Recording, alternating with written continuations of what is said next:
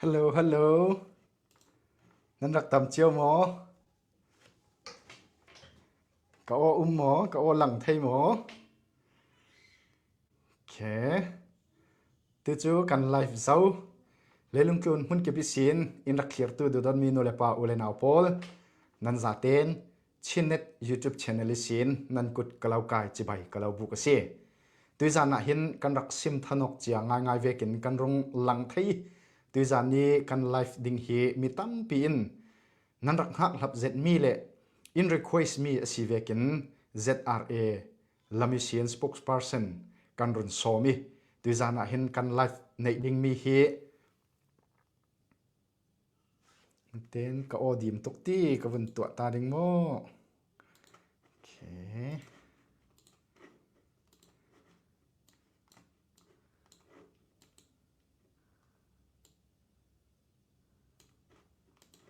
acha thlang mo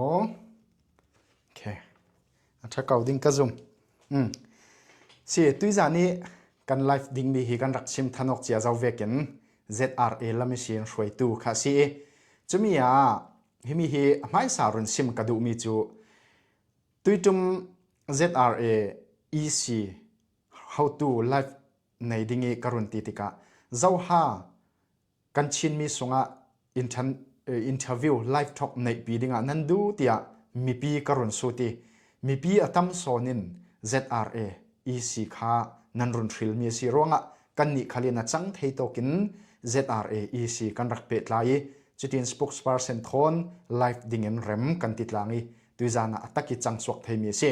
tuilan khala hitivek hi karak tu ring ringi zawha live nei pi se la tha tia karak ti tika mi pi atam bi kin nan ril mi kha live kanai theu mi se e tla live nei pio in ti mi pi deal vekin karak pe tlai asinan lami sian arem chang lawi khami lai kha kan chin matupi khopilak dawok nak buai lai phang rong khasi ronga anma lam tla an ral rin ronga tla simen dingi chiting kan rak ti hlotlin thelo nak ase chiti vek thau thon kan dong bai te khala khan mi pi lami si request nak vekin punau than kap kha live kan rak nei punau than kap live kan rak nei lai khala live in Ceylon ani kha chu pre record in kan rak toi live in nei thading in voi ni lai kan rak thai asinan internet line athalawi voi ni voi thum atla leu leu tika live chu arem chang loading tin khatin pre record in kan tu na ase khami interview kan tu man kha kan tu songa voi thum li lai line atlai kan khol sal kan tu sal ti vek si khatin ram sung chu kan thei thu cheu veken line athat lo ronga ram chan lo na theu tuizani kan live dingi kan khol lian sar jk ZRA spokesperson kal hi ram hnoi uman si vekin online hi du vekin athalawi chumia mi pilam in rak thei sang dinga zangfa kan lo dili mel avung lang le hi internet tamzet avun dir tika hin line atla theu choronga si chule hramlak khi tlang ti veka khan line umna ka afei khuwa thim zau ronga amel kha avun on thei lo ding chumi kha ama khalin in sim chiai chule ama khalin atule ti sile run rele dingi chuidin hun kha kan si hiti vekin ataki changswak thei dingin chan in pek ronga atla sar jk ZRA spokesperson par khala kan lung oi nga ngai ti mi kha karun rel phai sadu chuti sile chu tuizani kan live nei pi ding kan khol lian karun som dingi chule tuizan hi mi pi lami sin request nak atam vekin le kan live ding hi a hot zeti comment la hi tu mana hi atam tuk zau chutika comment zau pha control pha atul laumi delete pha khavek asi ding ronga interview in bom tu dinga tin kan farnu karak somi kan naw nu te ama in thusu nak in nei sakke chile alaka atul katina zon te te ke ma khalin thusu nak karun nei pha vi vaw ding se tu chen kan khol lian le thusu nak in bom tu ding kan naw nu te karun kau ding se hello nan sun tha nan zan tha mo sarjeke chunuru atan chia ya la sia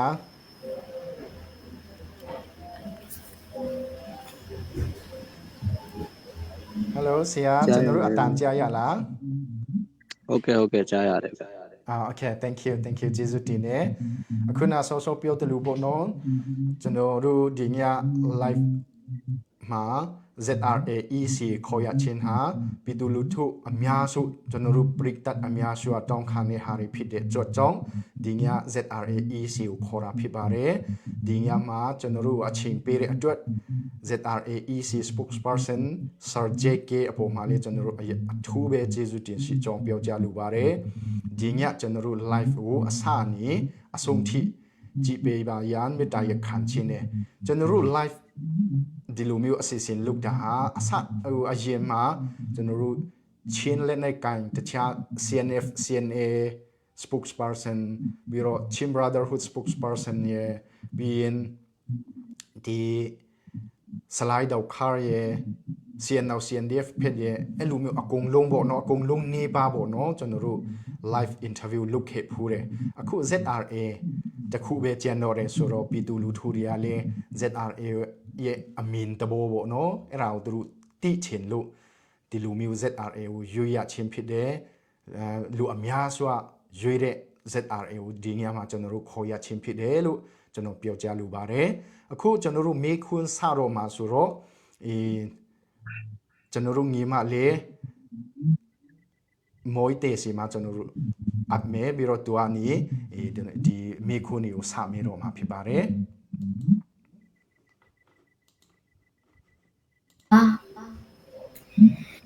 ဟုတ်ဒီနေ့ပေါ့နော်ဒီနေ့မြင်းမြတ်မှုရန်ပါဝင်ပြီးရဲ့အိတ်တင်များကိုအထူးကျေးဇူးတင်ရှိပါတယ်ကျမနာမည်ကတော့ဆွေစင်မွေးပါတယ်လီယာလို့လည်း address ပေးသွားလို့ရပါတယ်ဟုတ်ကဲ့ပေါ့နော်ဒီမြင်းမြတ်မှုအတွက်အစီအစဉ်များကိုမျှဝေပေးချင်ပါတယ်live ကိုအစအနေအဆုံးထိကြည့်ရှုပေးဖို့လည်းတောင်းဆိုချင်ပါတယ်ပြီးတော့အထူးအနေနဲ့ပေါ့နော်ဆရာကျဲကဲကိုလည်းအထူးကျေးဇူးတင်ရှိပါတယ်လို့ပြောချင်ပါတယ်ဟုတ်ကဲ့ပထမဆုံးမိခွန်းအနေနဲ့ပေါ့နော်ကျမတို့ဒီ ZRA ဟာဘယ်လိုစတင်ဖွဲ့စည်းခဲ့ပြီးဘယ်လိုမူဝါဒကိုကျင့်သုံးခဲ့တာလဲဆိုတာပေါ့နော်ဟုတ်မြင်မြင်ချင်ပါတယ်ရှင်Okay ba. Aku lu you know pia ne aku Michael Poma ကျေးဇူးအများကြီးတင်ပါတယ်ပထမဦးဆုံးမီးရမီခွန်းဘယ်လိုစတင်ဖွဲ့စည်းခဲ့တယ်လဲဆိုတာတော့ZRA Eastern Command ကိုတော့2013ခုနှစ်နိုဝင်ဘာလမှာဖွဲ့စည်းခဲ့ပြီးတော့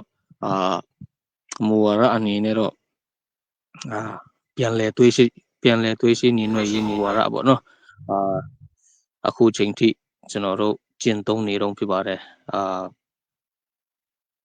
ဖွဲ့စည်းခဲ့တဲ့ခုနှစ်ကတော့2013ခုနှစ်နိုဝင်ဘာလမူဝါဒအနေနဲ့ချန်ပီယံပေါ့ပြန်လည်တွေးရှိနေနှွေရေးမူဝါဒကိုကျွန်တော်တို့အခုချိန်ထိကျင့်သုံးနေတော့ဖြစ်တယ်လို့ပြောချင်ပါတယ်ပါတယ်ဖြေချပေးရတဲ့အတွက်ဟုတ်ဒုတိယအမိခွန်းအနေနဲ့ပေါ့နော် ZRA ရဲ့မြန်မာပြည်အတွင်းချင်းပြည်နယ်အတွင်းနိုင်ငံရေးရည်မှန်းချက်ရည်ရွယ်ချက်နဲ့ဥတီချက်ကဘယ်လိုလဲဆိုတာလေးကိုမေးမြန်းချင်ပါတယ်ရှင့်ဟုတ်Okay ZRA Eastern Command ဖွဲ့စည်းပြီးတော့ကျွန်တော်တို့နိုင်ငံရေးရည်မှန်းချက်ပေါ့နော်နိုင်ငံရေးရည်မှန်းချက်မရှိဘဲနဲ့တော့ဘယ်အဖွဲ့အစည်းမှမရှိပါဘူးဗျCNA ပဲဖြစ်ဖြစ် CNO ပဲဖြစ်ဖြစ်နိုင်ငံရေးရည်မှန်းချက်ရှိကြတယ်ကျွန်တော်တို့လည်းကျွန်တော်တို့ရဲ့ချင်းပြည်နယ်အတွင်းနိုင်ငံရေးရည်မှန်းချက်ကတော့self determination ပေါ့နော်ကိုလူမျိုးရဲ့ကံကြမ္မာကိုကျွန်တော်တို့လူမျိုးတွေကပဲလွတ်လပ်စွာဆုံးဖြတ်လွတ်လပ်စွာဘယ်လိုပြောမလဲဝေဖန်နေထိုင်လို့ရမယ်self determination ဗမာလိုဆိုရင်တော့အထုဒီတပေါ့နော်တခုကျွန်တော်တို့အဲ့ဒါတော့ကျွန်တော်တို့ရဲ့နိုင်ငံရေးရည်မှန်းချက်ထဲမှာတော့ရည်ကြီးဆုံးနဲ့ကျွန်တော်တို့အခုအချိန်မှာပြောလို့ရတဲ့အရာပေါ့နော်เนี่ยมวยเตะขนาดเลยအခုနဆရာပြောသွားတဲ့ဟာကျွန်တော်မေးဆရာရှိတယ် เสียเจเกอคุณาเปียวเรชิมปีเนกูไปอุชุกควันสุราดีชิมปีเนตะปีลงลามาเฮาเย็นดี ZRA เนเมลูเปียวเมลาเตดิมต้นจามิวเนเทลามาเฮาเย็นชิมปีเนตะคุลุงอตวดลูมิวมูวาระชิราเลเอราเลเปียวเปียวลูยามลา ဟုတ်ကဲ့ရပါတယ်ဗျချင်းပြည်နယ်တစ်ခုလုံးမဟုတ်ပါဘူးဗျဘယ်လိုပြောမှလဲဆိုရင်ချင်းပြည်နယ်ထဲမှာလူမျိုးပေါင်း53မျိုးရှိတယ်ဒါကတော့ NASA ကအစိုးရရဲ့သတ်မှတ်ချက်ပေါ့နော်ဒါပေမဲ့ကျွန်တော်တို့ဒီမြို့နယ်တိုင်းမှာမြို့နယ်ဥပမာဆိုရင်ဖလမ်မြို့နယ်မှာဆိုရင်ဖလမ်လူမျိုးပေါ့နော်အဲ့လိုမျိုးကိုယ့်ရဲ့ဒေတာအကူပြောတယ်လို့ခုနတီးတိမ်ခရိုင်ပေါ့နော် NASA ကသတ်မှတ်ပြတဲ့တီးတိမ်ခရိုင်နဲ့ဇုံမီလူမျိုးတွေအများစုနေထိုင်တဲ့ဒေတာတွေကိုစုစည်းပြီးတော့အဲ့လိုမျိုးပြောချင်တာပါချင်းပြည်နယ်တစ်ခုလုံးကိုတော့ကျွန်တော်တို့ကလွမ်းမှုခြင်းစိတ်မရှိပါဘူးဟုတ်ကဲ့ကျေးဇူးတင်နေမွေးတဲ့ဆက်မေလူရတယ်ဟုတ်ကဲ့ချာတီရလို့ဟုတ်ကျေးဇူးတင်ပါတယ်ဟုတ်နှုတ်မိခွန်းအနေနဲ့ပေါ့နော် ZRA ရဲ့ဒီမူလလောက်ရှားနေမီနဲ့စူးရိမ်နေမီတက်မှတ်မှုကဘယ်လိုလဲပေါ့နော်မြန်မာတမတော်နဲ့စာချုပ်ပြီးတွန်းဆိုင်နေတဲ့မှာလောက်ရှားခွင့်ပြုထားတယ်လို့ချာတီရတယ်ပေါ့နော်၎င်းနဲ့ပတ်သက်ပြီးတကယ်ဟုတ်ပေါ့နော်ရှင်းလင်းပြောဆိုပေးဖို့တောင်းဆိုချင်ပါတယ်ဟုတ်ကဲ့ပါဒါနဲ့ပတ်သက်ပြီးတော့ကျွန်တော်တို့လှုပ်ရှားနေပြီခုနကျွန်တော်ပြောထားသလိုပေါ့နော်တီးရင်ခရိုင်တစ်ခုလုံးရဲ့ပြီးရင်ကလီကဘော်ဒီတာကဇုံမီလူမျိုးတွေနေထိုင်တဲ့ဒီတာတွေဟိုကျွန်တော်တို့ရဲ့လှုပ်ရှားနေပြီဖြစ်တမတ်တယ်အကုန်လုံးမှာမလှုပ်ရှားနိုင်ရင်တောင်မှကျွန်တော်တို့ရဲ့တမတ်ချက်ပေါ့နော်ဒါဟိုခုနအမပြောသလိုအစိုးရနဲ့NASA ကနဲ့စာချုပ်ပြီးတော့တွန်းဆောင်မျိုးနယ်မှာလှုပ်ရှားခွင့်ပြုတယ်ဆိုတာအဲ့ဒါမဟုတ်ပါဘူးမမှန်ပါဘူးစာချုပ်တာမရှိပါဘူးဘယ်လိုပြောမှလဲဆိုတော့ကျွန်တော်တို့တွေ့ဆုံချင်းတောင်မရှိဘဲနဲ့စာချုပ်ဖို့ဆိုတာမဖြစ်နိုင်ပါဘူးအဲ့ဒါတော့ကျွန်တော်တို့နာမည်ပြတ်အောင်တမင်တကာဖန်တီးပြီးတော့ပြောဆိုနေကြတာဖြစ်ပါတယ်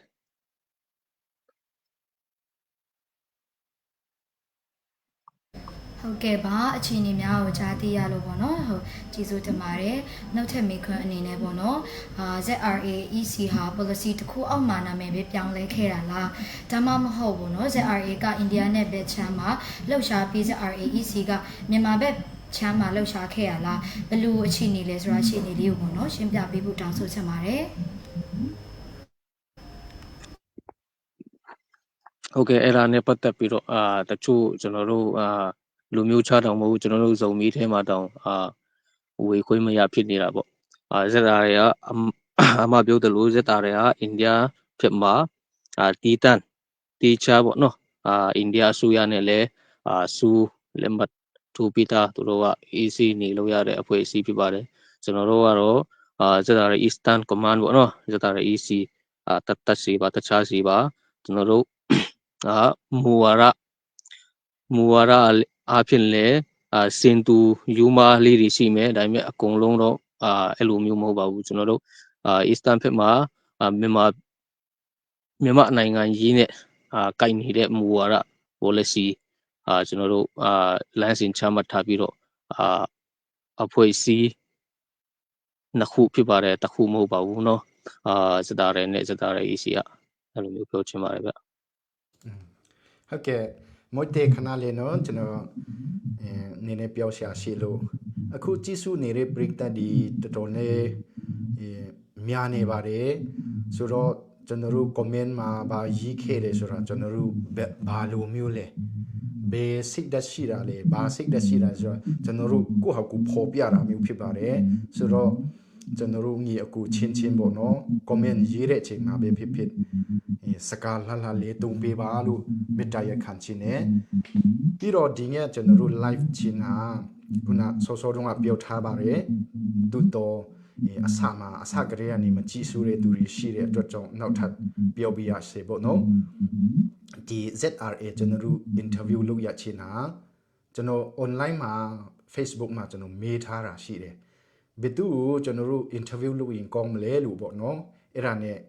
ပရိသတ်အများစုက ZRA ကိုတောင်းတာဖြစ်ပါတယ်အဲ့ဒါကြောင့်ကျွန်တော်တို့လည်းအတက်နိုင်ဆုံး ZRA ကို contact လုပ်ပြီးတော့ဒီညမှာကျွန်တော်တို့ live လုပ်ရချင်းဖြစ်ပါတယ်ဆိုတော့လိုက်တော့ကဝန်စင်တာဒီနေ့တွေ့ ZRA interview กันตัวนะฮิมิตัมโซนินนันรักดีลมีมิตัมโซนิน ZRA ฮิ interview อินตัวสักุตีนันตีรวงะกันรุนตัวมีซีฮิมิปาระ ZRA ตุยหลานขละ CNA ขล interview กันรักตัว Chim Brotherhood ขล interview กันรักตัวจนจัดล้างโปลกลมลำมิสินรำเขียนลำซองมิสินสลายดาวคาร์ขล interview กันรักตัวจนปุณเอาทันกับขล interview กันรักตัวจนทิลดังซองขลินเซล่าดรเชมังเตปอลอพุนค่ะ interview กันรักตัวเทวกวีจุมียเจ้าบุลเจกันดูบุลเล่กันจันบุลกันจันโอเปาถ้ากันเปียวถ้ากันติโอเปาตีเมนินไลฟ์กันตัวหัวเขามีสิลาวีมีพิลามิสินอินรัก request มีปอลค่ะ interview กันตัวมีซีติมีค่ะกรุณเรลดูจุเลตุยจานี interview กันตัวมีฮี ZRAEC and spokesperson Sir JK สิดิเงี้ยจันรู้ live interview ปาวมเปเร JK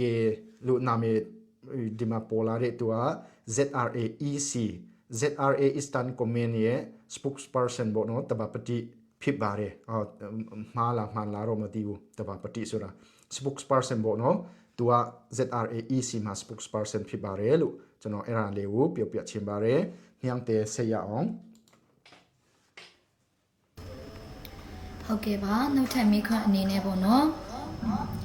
2006ခုနှစ်မှာ ZRA နဲ့ CNF/CNA ဟာချင်းနယ်မြေကျူးကျော်မှုမပြုရန်ပေါ့နော်နှစ်ဘက်သဘောတူစာချုပ်တစ်ခုအချုပ်ဆိုခဲ့ဘူးရလို့ကျွန်တော်တို့ကြားသိရပါတယ်၎င်းနဲ့ပတ်သက်ပြီးတကယ်မှန်ကန်တဲ့စာချုပ်ဟုတ်ပါသလားဆိုတာလေးကိုရှင်းပြပေးဖို့တောင်းဆိုချင်ပါတယ်အဲ့ဒါနဲ့ပတ်သက်လို့ကတော့ကျွန်တော်သိရတလောက်ကတော့ရှိခဲ့လို့ရှိရင်တော့ကျွန်တော်တို့EC နဲ့ပေါ့နော်ZRA EC နဲ့ပတ်သက်မှုမရှိပါဘူးဒါကတော့ဘယ်လိုပြောဘာဖြစ်လို့လဲဆိုတော့2013ခုနှစ်မှာကျွန်တော်တို့ကစတင်ဖွဲ့စည်းတဲ့အဖွဲ့အစည်းဖြစ်လို့အဲ့ဒါနဲ့ဆိုရင်အဲ့ကိစ္စနဲ့ပတ်သက်ပြီးတော့ကျွန်တော်ပြောနိုင်တာတော့တခြားဘာမှမရှိပါဘူး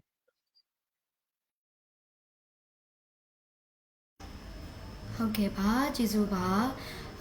နှုတ်ထက်မိခွန်းအနေနဲ့ပေါ့နော်2021ဆက်အာဏာသိမ်းမှုမဖြစ်ပွားခင်မှာချင်းပြည်နယ်တွင်ချင်းစုံမိလူမျိုးများကိုယ်တိုင်ဦးဆောင်လာတော့လက်နက်ကင်ဖွဲ့စည်းက ZRO ZRA နဲ့ CNF/CNA နှစ်ဖွဲ့ပဲရှိခဲ့ပေါ့နော်ဆိုတော့မြေအကိုလက်နက်ကင်နှစ်ဖွဲ့ကြားအချင်းချင်းပတ်တိုက်ခိုက်မှုများရှိခဲ့ပါသလားရှိပါကဘာကြောင့်ဖြစ်ခဲ့ရတယ်လဲဆိုတာလေးကိုရှင်းပြပေးဖို့ပေါ့နော်ဟုတ်မြင်မြန်ချင်ပါတယ်ဟုတ်ကဲ့အာနာမသိမ်းခင်ကတော့တော်တော်လေးအဆင်ပြေပါတယ်ဘယ်လိုပြောမှာတော့ဆိုတော့CNA ကလည်းအဲ့လောက်ကြီးအင်အားမရှိပြီးတော့ပြဿနာလည်းမရှာတဲ့ခါကျတော့ကျွန်တော်တို့ကလည်းကျွန်တော်တို့နေရာမှာနေမိမှာပေါ့နော် AACC နေတဲ့အဖွဲ့ဆိုတော့ဘာမှပြဿနာမရှိခဲ့ပါဘူးအာနာမသိမ်းခင်ကပေါ့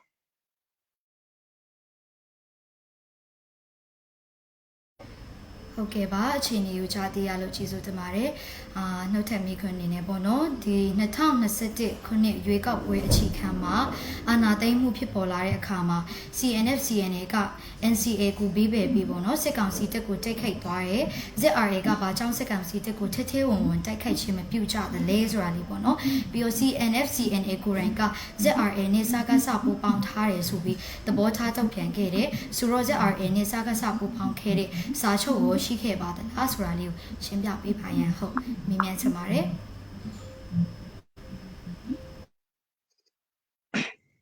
အဲ့ဒါနဲ့ပတ်သက်ပြီးတော့ကျွန်တော်တို့စာချုပ်ကတော့ဘာမှမရှိပါဘူးဘာစာချုပ်မှမရှိပါဘူးအဲ့ဒါတော့ပြီးကျွန်တော်မတိုက်ခိုက်ရSAC ကိုမတိုက်ခိုက်ရတဲ့အကြောင်းရင်းကတော့2021အာနာသိမ်းပြီးကြတဲ့ကျွန်တော်တို့ NUG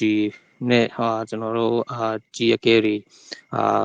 တွေ့ဆုံတာတော့ဘာတော့အများကြီးရှိပါတယ်ဒါပေမဲ့2021ဒီဇင်ဘာလ15ရက်နေ့မှာ 15ရက်နှစ်လားကျွန်တော်တဲကွယ်မသိတော့ဘူး15ရက်နှစ်လား19ရက်နှစ်လားမသိဘူးငစင်းရွာမှာကျွန်တော်တို့အဖွဲ့တွေကိုလာတိုက်ခိုက်တယ်အဲ့တိုက်ခိုက်ပြီးနောက်ပိုင်းမှာကျွန်တော်တို့ကိုမဟုတ်မမှန်တရင်နေနဲ့ဆွဲတယ်အဲ့နောက်ပိုင်းNUG နဲ့ကျွန်တော်တို့ကြားမှာအစစ်တွေမလုပ်တော့ဘူးဒီတိုင်းကျွန်တော်တို့ဟာနဲ့ကျွန်တော်တို့ဘယ်လိုပြောမှာတော့ဂျာနီမူဝါဒကင်ဆွဲပြီးတော့မှ ECC နေတာကောင်းတယ်ကျွန်တော်တို့ကစစ်မျက်နှာတစ်ခုဖွင့်ထားရင်ကျွန်တော်တို့ဘယ်နှစ်နာမှာဆိုတော့မနစ်နာအောင်ကျွန်တော်တို့အတွက်အကောင်ဆုံးနီလန်ဂျာနီမူဝါဒကိုဆွဲကင်ရအောင်ဆိုပြီးတော့ကျွန်တော်တို့အကြီးအကဲတွေက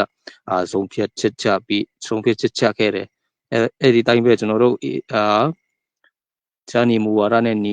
ACC နေတာကို CNN နဲ့အပေါင်းအပါကျွန်တော်တို့ခုနပြောထားတယ်လို့ပေါ့နော်မဟုတ်မမှန်တရင်နေနဲ့စစ်ကောင်စီနဲ့ပူးပေါင်းတယ်စစ်ကောင်စီနဲ့စာချုပ်တယ်အနည်းဆုံးကြည့်ရမယ်ဆိုရင်ပူတဲ့ပေါ့နော်ကျွန်တော်သူ့ personality ပြောချင်တာမဟုတ်ပါဘူးပထမတော့သူပြောတော့ကတော့နမခတိုင်းမိုးနဲ့စာချုပ်ပြီးတော့မှသူတို့ကပြူစောထီတွေဖြစ်တယ်နောက်ဒီနေ့ထဲမှာပဲသူတို့တွေးဖို့လုပ်တယ်မေလထဲမှာဒီနောက်လပေါ့နော်နောက်လထဲမှာလဲထပ်တွေးဖို့ရှိတယ်တဲ့သူပြောတာဟိုကပဲရှိနောက်မနေဘူးကျွန်တော်တို့ဘယ်လိုပြောမလို့နာမည်ဖြတ်ချင်ုံတက်ပဲစာချုပ် SSC နဲ့ပူးပေါင်းတယ်ပါညာပေါ့နော်အဲ့လိုမျိုးပြောတာဖြစ်ပါတယ်ကျွန်တော်တို့ဖွဲ့စည်းရတော့ဂျာနီမူဝါဒနဲ့ကုနယ်မြေမှာ EECC နေတဲ့အဖွဲ့အစည်းပေါ့နော်โอเคဒီအခုနမိခုနဲ့ပတ်သက်ပြီးကျွန်တော်ဆက်မေးရှာရှိတယ်ခုနဆရာ JK က mention ထားတယ်ပွိတေဆိုတာသူပြောတာလားပဲသူပြောတာလေတော့မမှတ်မိတော့ဘူးပေါ့ဒီ interview တစ်ခုမှာဒီစစ်ကောင်စီကလေရင်နဲ့တွန်းဆောင်ထုံးစီမာလာတတိမထုံးစီမာလာလက်နဲ့ချပြီးတော့အဲ့ဒါတွေ ZRA ပေးဖို့ဆိုပြီးတော့ပြောထားတာရှိတယ်ကျွန်တော်တို့ကြားသိရတယ်ပေါ့နော်ဒီအနေပတ်သက်ပြီးတော့ဒါနဲ့ပတ်သက်ပြီးရင်ရှာစင်ပြပေးစေချင်ပါတယ်ပေါ့ပြီးတော့နောက်တစ်ခုရှိသေးတယ်ဒီ ZRA နဲ့စစ်ကောင်စီအကြားမှာပေါ့နော်ဘယ်လိုမျိုးဆက်ဆက်မှုရှိတယ်တကယ်များအတူလက်တွဲလုပ်တလားဒီဟာကိုတစ်ဖက်ဖွဲ့ပြောမလားကျွန်တော်တို့ချင်းလက်နဲ့ကင်တစ်ဖွဲ့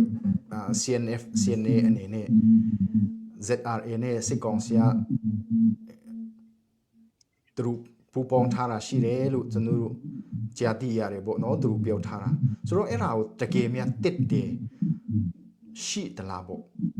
အကယ်၍မပေါင်းဘူးလုံးဝစစ်ကောင်စီနဲ့မပေါင်းဘူးဆိုရင်တော့ ZRA အနေနဲ့တစ်တယ်တခုပေါ့ရှိတလားမဟုတ်ရင် CNF ဖက်ကနေတော့ဒီတစ်တယ်ပုံစံအနေနဲ့ပြထားတာတော့ရှိတယ်ပေါ့နော် ZRA အနေနဲ့ရောအဲ့လိုမျိုးတစ်တယ်ရှိတလားအဲ့ဒါလေးကိုဒီနှစ်ချက်ကိုပြောပြပေးပါလို့โอเคပထမဆုံးအနေနဲ့husky နဲ့ salinity တွေကို ZRA ကိုပူဖို့ ZRA ကိုပြီးဖို့ပူထားတယ်ဘာညာပေါ့နော်အဲ့ဒါနဲ့ပတ်သက်ပြီးအခုချိန်ထိကျွန်တော်တို့salinity တွေနိုင်ငံခြားနေပြီးတော့ကျွန်တော်တို့ဇုံမီလူမျိုးတွေကျွန်တော်တို့ပန်ပူးကူနေတဲ့ပိုက်ဆံတွေနဲ့ပဲအခုချိန်ထိကြည်စံအကုန်စားစရာသမင်းအကုန်လုံးနိုင်ငံခြားနေပြီးတော့ကျွန်တော်တို့ထောက်ပံ့ပေးတာပါဘယ်တဆုံတစ်ခုကမှ SSC ကနေပြီးတော့ထောက်ပံ့ထားတာမရှိသေးပါဘူးပြီးရင် SSC နဲ့မပူးပေါင်းဘူးဆိုတာတက်တီပြဖို့ဆိုတာတော့ဘယ်လိုပြောမှာတော့အခုချိန်ထိကျွန်တော်တို့ခုနကျွန်တော်ပြောထားတယ်လို့ပေါ့နော်ဂျာနီမူဝါဒနဲ့နေတယ်ဆိုတော့ကျွန်တော်တို့ ਨੇ ပြဿနာမဖြစ်တဲ့အဖွဲ့အစည်းဥပမာဗျာကျွန်တော်တို့လာမတိုက်ခိုက်တဲ့အဖွဲ့အစည်းကိုမဆိုကျွန်တော်တို့ကတွားပြီးတော့အရင်တိုက်ခိုက်တာမရှိပါဘူးဗျဥပမာပြောရမယ်ဆိုရင်တော့ZFU PDF Zolan ပေါ့နော်ဟာနေဆုံးအနေနဲ့ကျွန်တော်တို့တီးတင်မြို့နယ်ထဲမှာအတူနေတယ်သူတို့ကလည်းသူတို့ဟာနဲ့သူတို့နေတယ်ကျွန်တော်တို့လာမတိုက်ခိုက်လို့ကျွန်တော်တို့လည်း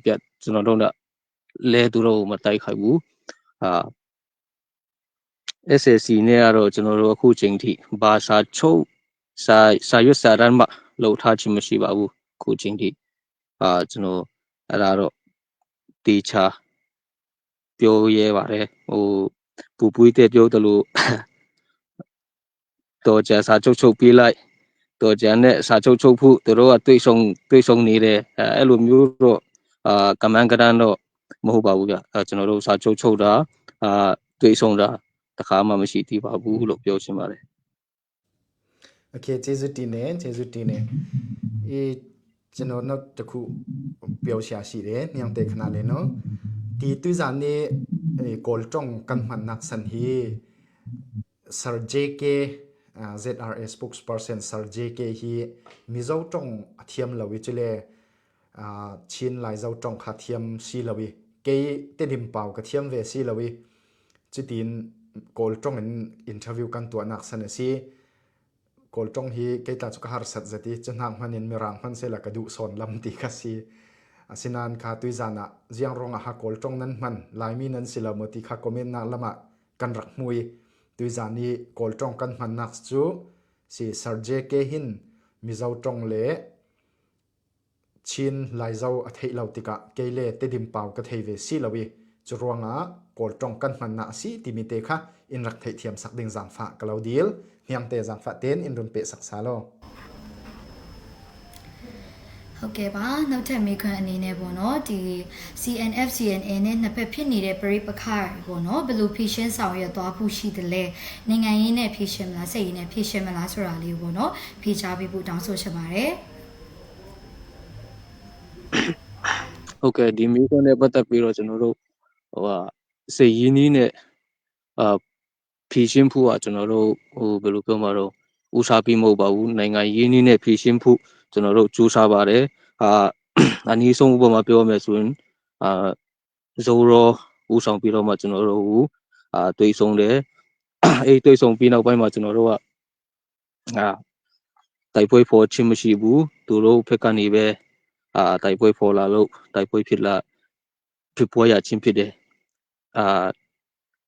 အရှင်းဆုံးပြောရမယ်ဆိုရင်တော့နိုင်ငံရင်းနှီးနဲ့ဦးစားပြီးမှမဖြစ်နိုင်တော့တဲ့အဆုံးမှာမှစိတ်ရင်းနှီးနဲ့ဖြည့်ရှင်းဖို့ရှိတယ်အဲ့လိုပဲပြောချင်ပါတယ်ဗျNiente, Lydia, please. Tu Sir JK asimi pol kamal ten atoy nak ten lai tong chin tong an kavan simta dingi kan mi pi kol tong theilawan umronga.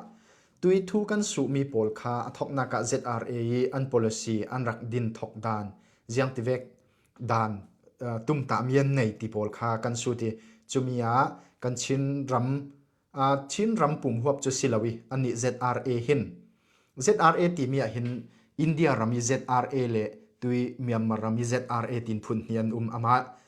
JK arel dan ve si le chu khami India rami ZRA kha chu India chawza thotlan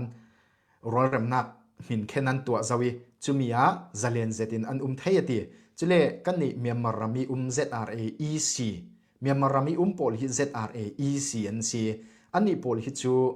hitin tui amai run rail dan vek asile chu te dim let ton zang himi thongship pani hi ma te ukok theina ma te lai rail theina nga ding kha antum ta mi chu ase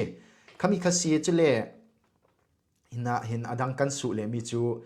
korakap khong sile ZRA karlak hi pe tlayok na nan nei mo jiang ha lungkim na min khen tla nan rak tua ti kha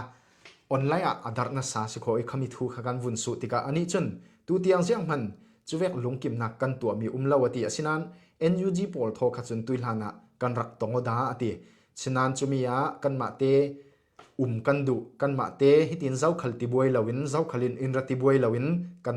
ma le mun rama kan du timi kha kan rak sim mati chile CNA thon an kan lak thua thong ni le paruk laya khan sa chuk lungkim nak thu ka man rak tua ti kha thula rak umi an zuk tla kha ke tla kan nei nge kan rol pi pakhatin ikwati sa chuk an rak chuk lai momo ton khom nak pakhat khat an rak tua lai chu simo chu si teng dingi an zuk tla kan nei chumi si khania tui Sir JK na run rel mi chu vek CNF เซียนเนทอนสาชุกันรักตัวเราตีขาอรุณเรลมีซีหิมีอาจนอัธยเรามีซีวุนสุเบ็ดไงนักขาเราจุเลดังจูไทยดิ้งเจียมเจ้าง่ายจูเราจูอัตลังปิดหุนเรลมีซีจุเลจูกันทุสวกนักขากันรงเฟะเปะดิ้งลิเดีย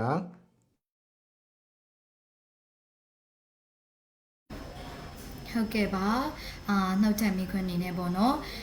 ချင်းငင်နောင်နဲ့ဒီ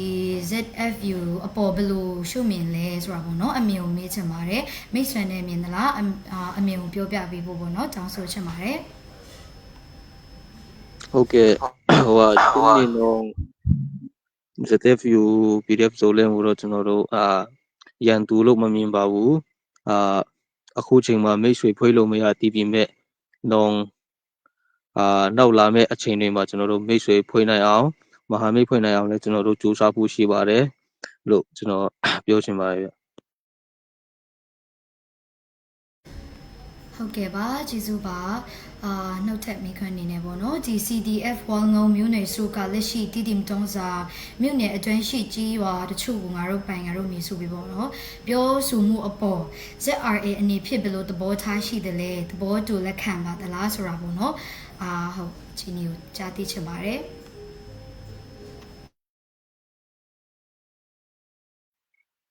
ဟုတ်ကဲ့ဒီကိစ္စနဲ့ပတ်သက်ပြီးတော့တော်များများကျွန်တော်တို့အဖွဲ့အစည်းကူစားမဟုတ်ရင်တော့ကျွန်တော်တို့စုံမီလူမျိုး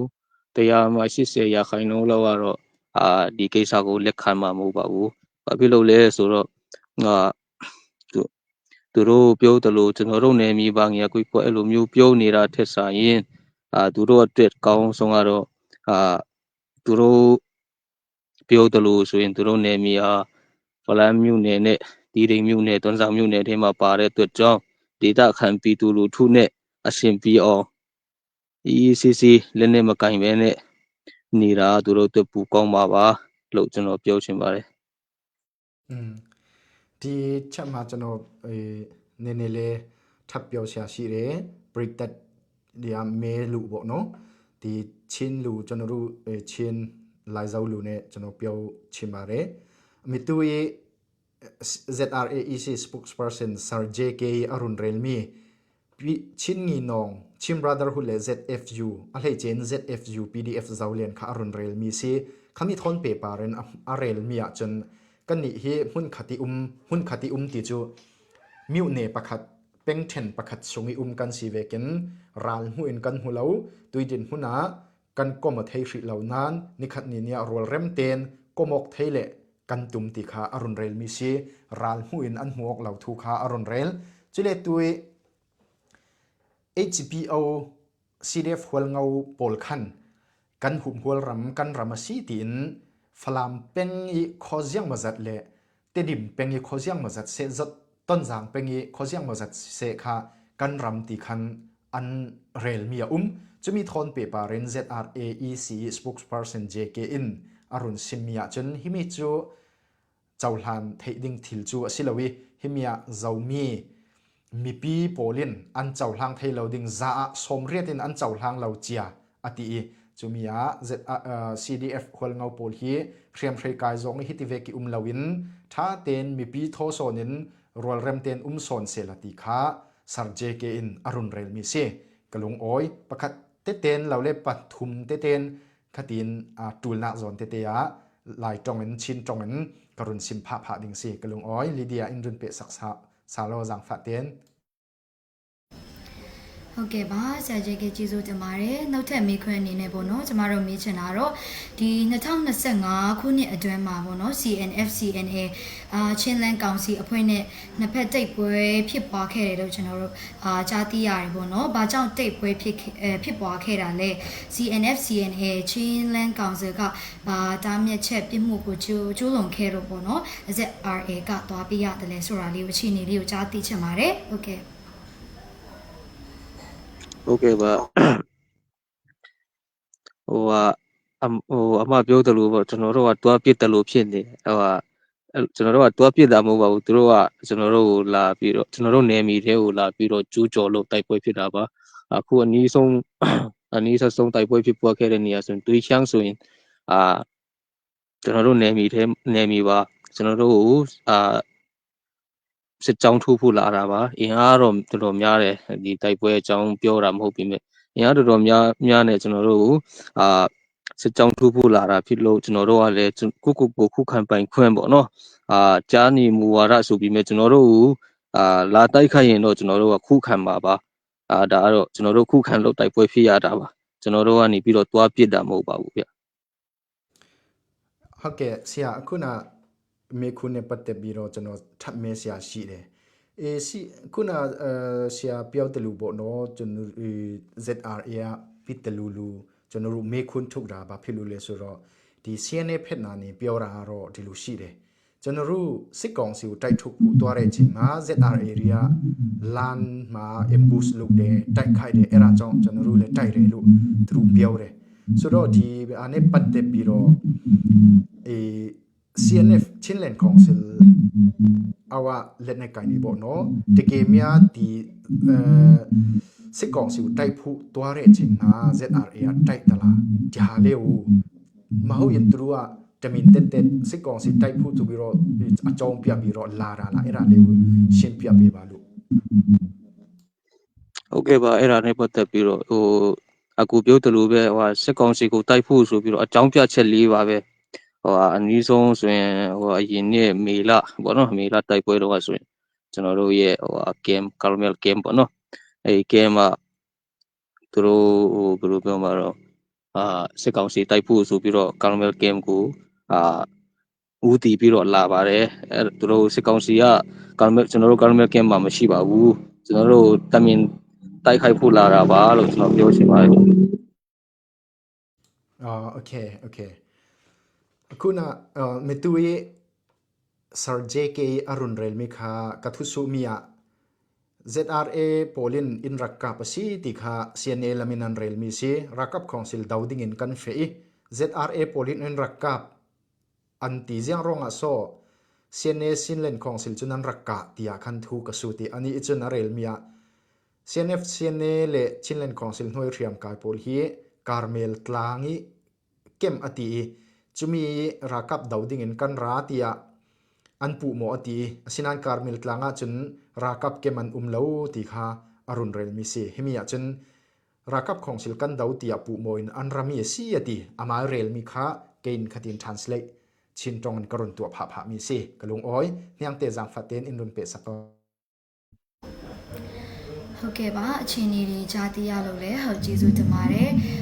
ကျမတို့နှုတ်ထပ်မိခွန်းအနေနဲ့ပေါ့နော်မြင်ချင်တာလေးကတော့ဒီ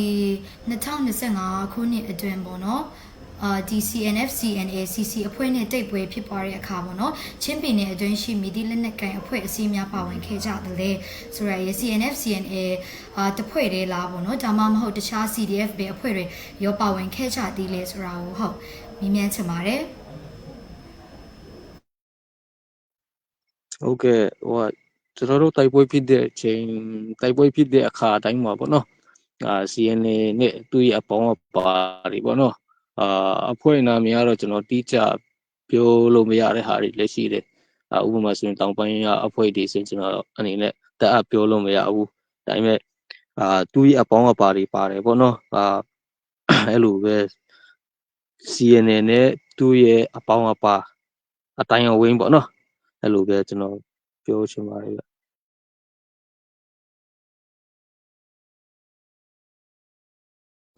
เนี่ยLydia Zangkaten sorry kaban lau ngat vai khaten kaban sim taning ma tui sarje ke arun sim ya khan tui kum sung se ni kum lam se CNF CNA Chinland Council noi riam kai le ZRA kalak ka ok na ka chin riam kai pol kom dang te CNF thon tang rolin atelan ummo tia khan kan su mi si ani chun atelan kawati asinan an pol kom hin chu kan thei thlu che lawati an thei mi tla chu kawi an thu su amia khan an liang ben pol ta kha an run tari an thei kaunan malte rel moi lo deu ati tla sidingi arun rel sok lawi khatin hriam kai pol kom dang an tel kau ti kha arun rel mi se kalung oi niang te ဟုတ်ကဲ့ကျေးဇူးတင်ပါတယ်ကျမတို့နှုတ်ထက်မိခွန်းအနေနဲ့ပေါ့နော်ဒီ CNFCN နဲ့မှအပတခြားချင်းပြည်နယ်အတွင်းရှိပေါ့နော်ဂျန်လက်နက်ကိုင်အဖွဲ့အစည်းနဲ့ ZRA ကြားပြိပခများရှိခဲ့ဘူးလားဆိုတာလေးကိုပေါ့နော်ကြားသိချင်ပါတယ်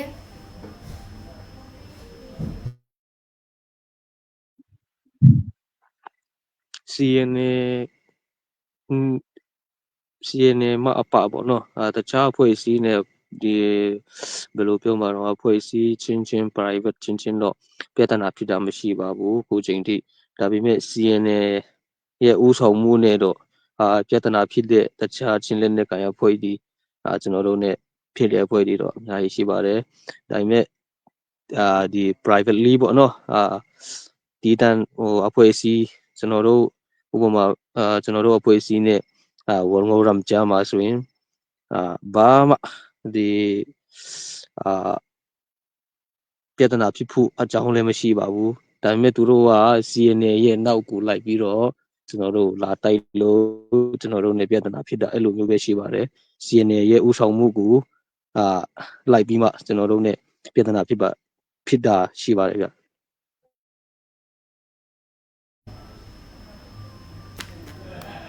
ဟုတ်ကဲ့ပါဟိုနှုတ်ထက်မိခွန်းအနေနဲ့ပေါ့နော်ကျမတို့ကြားသိတာတချို့က ZRA ဟာမကောင်းဘူးပေါ့နော်တအားဆူးရယ်လို့ပြောကြရပေါ့နော်ဒါဟိုပြီးခဲ့တဲ့ပတ်တုန်းက ZRA လက်ချက်ဖြစ်အရက်သားပြီးသူ2ဦးတီဆုံးခဲ့တယ်လို့ပေါ့နော်ကျမတို့ကြားသိရတယ်အဲ့ဒါတွေဘာကြောင့်ဖြစ်ခဲ့ရတယ်လဲပေါ့နော်ပြောပြပေးလို့ရမလားပြီးတော့ကျမတို့ရထားတဲ့ဒီတရင်အချက်လက်တွေကရောမှန်လားပေါ့နော်ဟုတ်အဲ့ဒါလေးမေးမြန်းချင်ပါတယ်ဟုတ်ကဲ့ပါအဲ့ဒီကိစ္စနဲ့ပတ်သက်ပြီးတော့တချို့သတင်းမီဒီယာဗာလဲရေးထားတာရှိပါတယ်အဲ့ဒီလူကိစ္စမျိုးကတော့အဖွဲ့အစည်းတိုင်းလူမှာရဲဘက်ဒီရဲ့ဘယ်လိုပြောမှာတော့လက်လွန်မှုပေါ့နော်အဖွဲ့အစည်းတိုင်းလူမှာရှိဖူးမှာပါCNA မှာပဲဖြစ်ဖြစ်ဘယ်အဖွဲ့အစည်းမှာပဲဖြစ်ဖြစ်ရှိဖူးမှာပါဒါပေမဲ့ဒီကိစ္စဟာကျွန်တော်တို့ဘက်ကမားတာမဟုတ်ရင်တောင်လူတီမှုဖြစ်တဲ့အတွက်ကြောင့်ကျွန်တော်တို့ချင်းရိုးရာဇုံမီဇူရာနဲ့သူတို့နင်နာသူတွေပေါ့နော်နင်နာသူတွေရဲ့အိမ်ကိုချင်းထုံးစံဇုံမီထုံးစံအတိုင်းသွားပြီးတော့တောင်းပန်GE ပြီးပါပြီဒီကိစ္စနဲ့ပတ်သက်ပြီးတော့ကျွန်တော်ဒီတော့ပဲပြောနေပါတယ်เนี่ยเตลิเดียจางพลัดเต็งขมิเตกับวันเสียมตานิงมอตุยกันเมคุณกันทุสุมีคาเสียงสีติเลมีตั้มปีจน ZRA ฮีอันสวล Z สิมีทลาวันสีติคาออนไลน์คันอดาร์เจลลิจุมีทอนเปปาเรนเซจนกันดุงใบเตียคัน ZRA กุติสินตัวลส่งมีปนินุนนักอันเลียมจุมีคันอรุณเรลมีสีสารเจเกหินมอเรียมกายโปลก้มดังเจ้าเวกอันสีขะเลอันละกะนุนให้เดียวกุดให้เดียวฮีอันรักเทวกาวตี CNA CNF ขลินเซเรียมกายโปลก้มดังขลินเซละฮิเวกฮีอันละกะเทวกาวตีจุมีทอมเปปาเรนอันละกะฮิเวกทิลจังมีมีจุมีกันมาชินนุนพงด่านเวกเตนนิ่งหันเรียเสียดอตัวตู้มีวันด้วยอตงตู้ข้อหาสงกว่าค่ะกันวเลงเจ้ากันเบรมอถูเจ้าสีติค่ะสารเจเกอินอรุณเรลมีเสกลุงอ้อยဟုတ်ကဲ့ပါဆရာဟုတ်ဖီရီတီရလို့လည်းကျေးဇူးတင်ပါတယ်ဒီနှုတ်ဆုံးမိခွန်းအနေနဲ့ပေါ့နော်ကျမတို့မေးချင်တာတော့ ZRA လက်ရှိမြန်မာပြည်နိုင်ငံရေးအခင်းချင်းနဲ့ပေါ့နော်ချင်းပြည်နယ်အတွင်းအချင်းချင်းဖြစ်တဲ့စစ်ပွဲအပေါ်ဘယ်လိုသဘောထားပြီးဘယ်လိုဖိရှင်းဖို့အစီအစဉ်ရှိတယ်လဲပေါ့ပြီးတော့ဒီအနာဂတ်မှာတည်တည်နဲ့တုံးစံမြို့နယ်တစ်ခုနဲ့လက်ရှိချင်းပြည်နယ်ကိုဘယ်လိုမျိုးပုံစံဖြစ်သွားစေချင်တယ်လဲပေါ့နော် ZRA ရဲ့ဆန္ဒကိုပေါ့နော်ရှင်းပြောကြပြီးဖို့ပေါ့နော်ဟုတ်ပြမြတ်ချင်ပါတယ်ရှင်โอเคမြန်မာနိုင်ငံလုံးနဲ့ဆိုင်ရင်တော့ကျွန်တော်တို့ဘယ်လိုပြောမှာတော့ Federal Democracy ပေါ့နော်Federal စနစ်စစ်မှန်တဲ့ Federal စနစ်ပေါ့နော်အဲ့လိုမျိုးကျွန်တော်မြင်သွားချင်ပါတယ်ချင်းပြည်နယ်အနေရတော့ပင်ဘယ်လိုပြောမှာတော့ဒီတာကိုချင်းပြည်နယ်မှာရှိတဲ့ လူမျိုးတွေကနေပြီးတော့လွတ်လွတ်လပ်လပ်စီရင်ပိုင်ခွင့်ရှိတဲ့ပြည်နယ်ပေါ့နော်အနေနဲ့ကျွန်တော်တို့မြင်သွားချင်ပါတယ်လို့ကျွန်တော်ပြောချလိုပါတယ် โอเคจีจุดที่เนี่ยตุยจานี้กันไลฟ์จูคำหัวคสีกันทุสุนักพอลอินสังตู ZRAEC spokesperson Sir JK ตูนะกันลงออยเจตีทูเทียมเจตินอินสุสักตูกันหนาวหินะสุยสินมอยลียาปาร์คลากันลงออยง่ายๆที่มีขากรุณซิมดุจนอินรักเคลียร์ตูมีปีขัลนันซาติตูนะกันลงออยกันนี่ฮี Facebook base kan si lawi YouTube lam base kan si ronga Facebook ki in rak clear tu mi pi kha nan mal deu men thei snan YouTube lama chun in zau tu ni thum ngai si mi pi thong siarin mi pi thong sia rawrin in rak zau re raw kha si chumia famkim launak remchan launak chun thu su ok mi te para a khala si le in the thiam sak ding zang fa kan lo di li chule tu zan kol tong kan man nak san kha karun rel bet dingiตุย